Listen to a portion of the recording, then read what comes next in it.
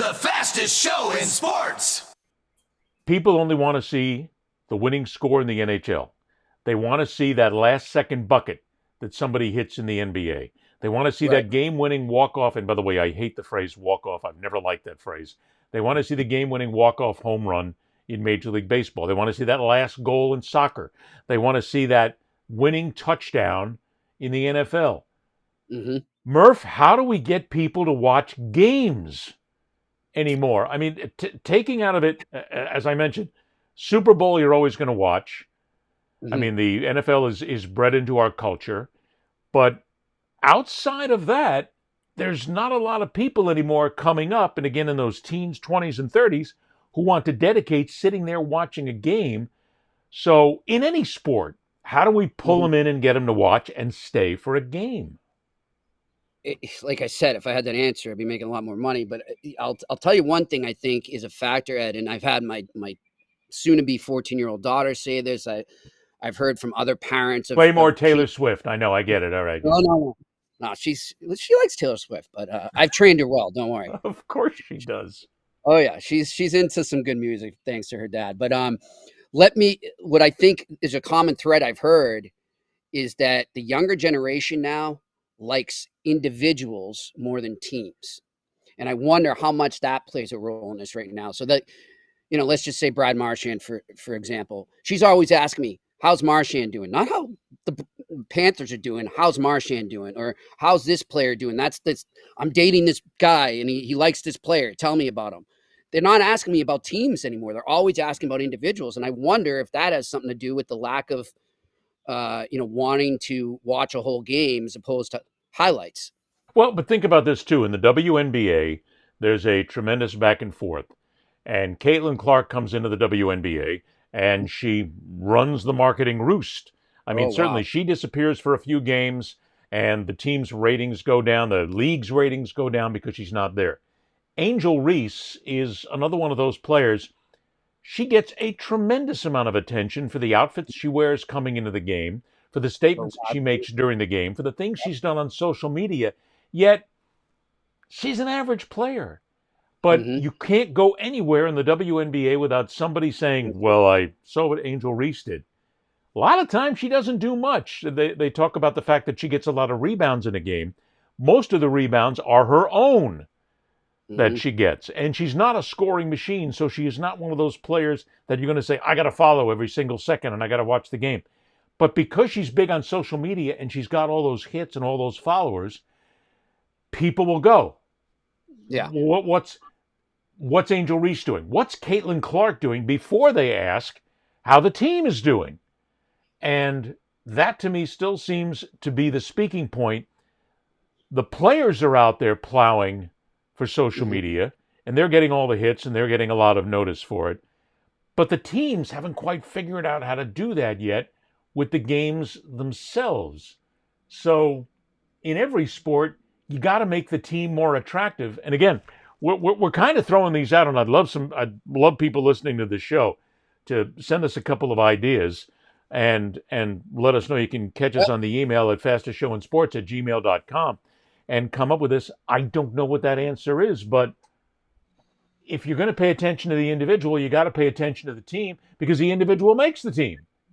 Yes. And we were talking about the Panthers and we're putting them in the category of those 03, 04 Patriots or whatever.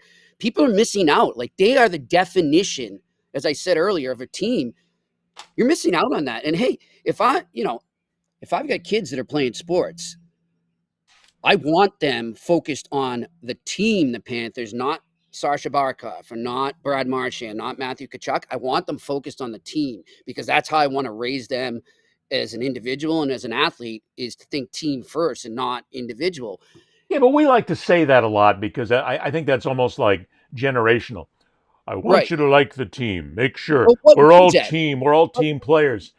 If you're talking to the teens and the 20-somethings right now, they don't care about the team. It's about the individual. No. Look, I want to see what Angel Reese is wearing. I want to see what Brad Marchand does. I want to see what Tyrese Halliburton does in the game. I want to see what any other player does in the NFL right now, what they're doing. They don't give a damn about the team. And I'm going to drop you another one here. Okay.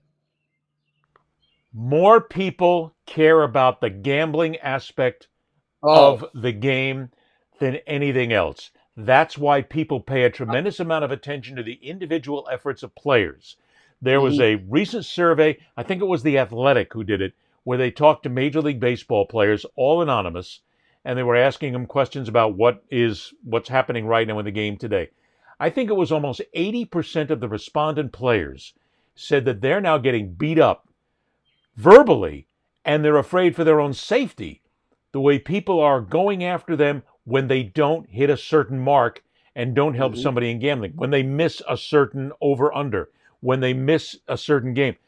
These players are scared spitless right now because a lot of it comes down to what they see as a verbal attack, a textual attack that can become something they got to worry about if somebody catches them coming out of the ballpark one night and they're worried that it's going to start to turn physical.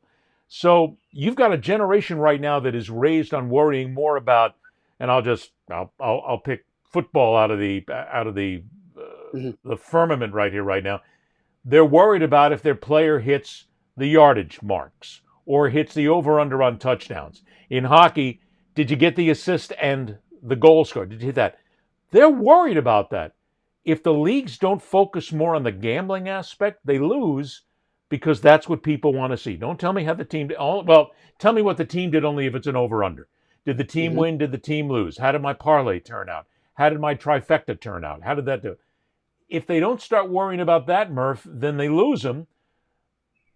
But that again is being partly taken care of right now because every league is in bed with a gambling house Mm. right now. So that's where they're making a lot of their money from. It's a vicious circle. Yeah, I'm with you on that. I mean, like, yeah, you're damn right. That's where they're making the money from. I mean, look at we were talking before the show, right, about Paul Bissonnette, and he's got all his parlays he's doing and having fun with Gretzky on them and all that, and Gretzky's ribbing them. We didn't see that when you and I were growing up. We didn't even see that when I was working with you at CNA Yeah, 20 see, and years I ago. think we got to stop that. I think we have to stop saying when we were growing up Mhm. because, first of all, we're both ancient. We're both going to die very soon. So, we got to make sure we get them. Let's just get that. At least I probably will any day now. But I think we have to stop that because those old days are never coming back. I'm not saying they And should come. they're long gone. It is now a gambling society. Right. And if you don't mix gambling and sports successfully, you're out of business. I'm with you on that. But how do you find that balance, as you were saying? That's the big question right there. The Because I'm balance with you. I is mean, I read stories out of Edmonton the other day that, and I can't even imagine what it's like now after his performance in game 4, but apparently Stuart Skinner was getting death threats sure. and his family was getting death threats. Like, this is common now. That's a common thing. And again, not to sound like the old fart and say, well, it wasn't that way in my day, but it wasn't. No, It's it just a wasn't. fact. It But it's a wasn't. reality of what it is today because you're right. Players are scared spitless these days that if they don't perform, Mm-hmm. that because they didn't mark up to the over under on DraftKings and somebody put their mortgage on it, they're worried about whether or not they're going to get shot. And I Yeah. think it's a fair cop. I do believe that they need to be concerned because we live in a society where we have a lot of stupid people walking around. I mean, there's not a lot of oxygen to the brain with a lot of these folks that are hitting the streets these days. So you got to worry about the clowners out there who lost that big bet, who's going to go out and take a shot at somebody. It's not Mhm. impossible. Yeah. Yeah. I don't know what the answer is. All I would say is if there's a way you can start to promote team again. I don't know if you can and make money that way. I don't know if, companies, teams, leagues are going to take the time to do that because, well, they're making their money. So why are they going to change? Like, Well, but see, that's just it. And I don't think the teams are going to do it either because every single sport you watch, if you watch the local broadcast or the network broadcast of any one of the major sports, well, the I gambling. mean, any of them. And let's throw golf in there, let's throw tennis in there, let's throw motorsports in there. Mhm. It's always going to come up to let's check the board and see what the over under is right now. Let's see how the odds have changed here on ESPN Bet. Let's see what the Hard Rock bet is going to be right now. Everything focuses on that. So the teams, I don't think the teams give a shit anymore about promoting a team. As far as they're concerned, if we keep promoting the player and we keep giving you the reason why to bet, you're going to spend money. we're going to make a buck because we always make a buck because we're in bed with the gamblers right now. Mm-hmm. So as long as that money comes in, if you're not that concerned about how the team wins, we don't care. Yeah. Not that big a deal to us anymore. It's Yeah.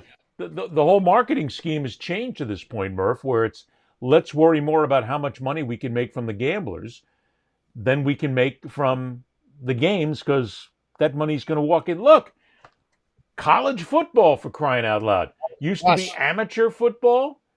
It's not amateur football anymore. It's pro football I'm junior. glad you went there, Ed. Yeah. That's all, folks.